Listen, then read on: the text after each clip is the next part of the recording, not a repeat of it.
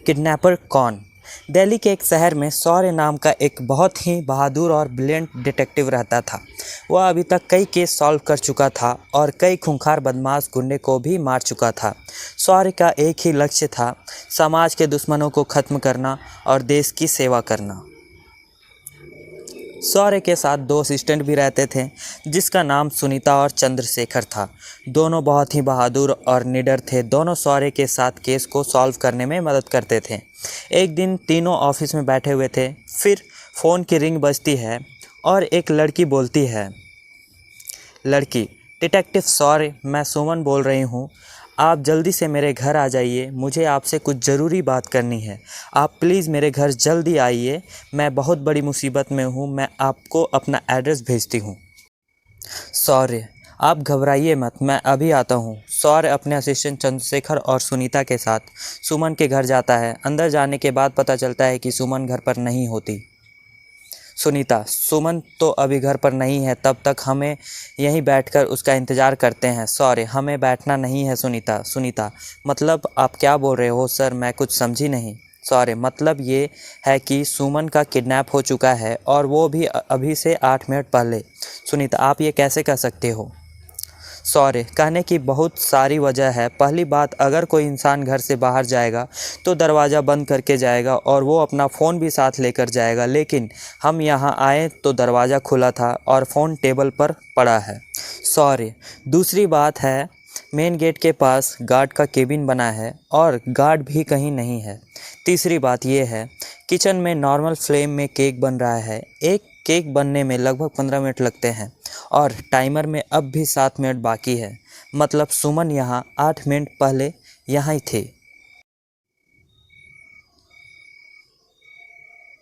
शौर्य: इसलिए चंद्रशेखर, तुम अच्छे से घर की जांच करो और कोई फिंगरप्रिंट, ब्लड या कुछ भी मिले तो उसकी पूरी डिटेल्स निकालो।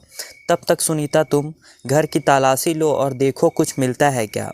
और गार्ड कहाँ है पता करो, हमें किसी भी हाल में किडनैपर को ढूंढना है। तीनों जांच में लग जाते हैं। फिर थोड़ी देर बाद आकर सुनीता ने शौर्य से कहा। सुनीता: मुझे गार्ड मिल गया है और किचन के पास एक घड़ी भी मिला है। शौर्य: ठीक है, फिर गार्ड कहाँ है? सुनीता: वो अलमारी में बंद था और देखकर लगता है कि उसके साथ मारपीट हुई है। शौर्य गार्ड के पास जाता है और कुछ पूछताछ करता है तो गार्ड ने बताया। गार्ड: थोड़ी देर पहले एक कार में कुछ लोग आए और ज़बरदस्ती घर में घुस गए। मैडम को ले जाने लगे। मैंने रोकने की कोशिश की तो मेरे साथ भी मारपीट की और अलमारी में बंद कर दिया। सॉरी। ठीक है, तुम चिंता मत करो, हम लोग सब पता लगा। चंद्रशेखर: सुमन के फिंगरप्रिंट के अलावा कुछ नहीं मिला। अब हम क्या करें? हमारे पास तो कोई क्लू भी नहीं है और किडनैपर भी भाग चुके हैं। अब हमें कैसे पता चलेगा कि वो कहाँ पर हैं? सॉरी। हाँ, लेकिन ये सब हमें गार्ड बताएगा। सुनीता: गार्ड कैसे? सॉरी, क्योंकि ये झूठ बोल रहा है। यहाँ एक नहीं, 2 गाड़ियाँ आई थी। मैंने घर में आते वक्त टायरों के 2 निशान देखे थे। तो गार्ड जी, अब बता दीजिए आपने झूठ क्यों बोला और सुमन कहाँ है? आप प्यार से बता दीजिए, नहीं तो हमें और भी तरीके आते हैं। गार्ड घबरा जाता है और सब कुछ सही बोलना शुरू करता है। गार्ड: मुझे नहीं पता कि मैडम जी कहाँ हैं और मैं तो किडनैपर को जानता भी नहीं हूँ। उन्होंने कहा था कि अगर मैं उन्हें अंदर जाने दूँ तो वो मुझे बहुत सारे पैसे देंगे, इसलिए मैंने उन्हें जाने दिया और वो लोग बड़े काली एसयूवी कार में आए थे। बस मुझे इतना ही याद है। सॉरी। चंद्रशेखर, तुम घर में से सुमन की फ़ोटो लो और ट्रैफिक कंट्रोल को मैसेज कर दो और उन्हें ब्लैक एसयूवी के बारे में भी बताओ जिनके पास ऐसी कार हैं। मैं उनसे खुद मिलना चाहता हूँ। इसके बाद चंद्रशेखर ट्रैफिक कंट्रोल को इन्फॉर्म करता है। फिर कुछ समय बाद चंद्रशेखर कहता है।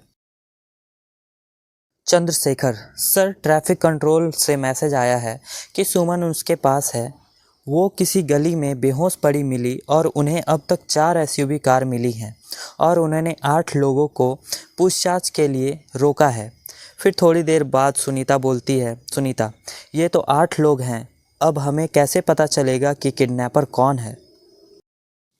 सॉरी, वो ये घड़ी बताएगी। इसके बाद सॉरी 8 लोगों से पूछताछ करने के लिए चला गया और उनमें से एक विकास नाम के एक लड़के को पकड़ लिया और विकास से उनके साथियों का भी पता चल गया और पुलिस ने भी उन सबको पकड़ लिया। सुनीता: सर, आपको घड़ी से कैसे पता चला कि विकास ही किडनैपर है? सौर्य: सिंपल है, घड़ी का बेल्ट लेदर का था और हमेशा घड़ी पहनने से बेल्ट का निशान पड़ जाता है, तो मैंने बस बारी बारी सबको घड़ी पहनने को कहा, क्योंकि जिसके भी हाथ में उसी निशान पर फिट होगी तो बेशक घड़ी उसकी होगी, और अगर घड़ी भी उसकी होगी तो किडनैपर भी वही होगा। समझी सुनीता? जी सर।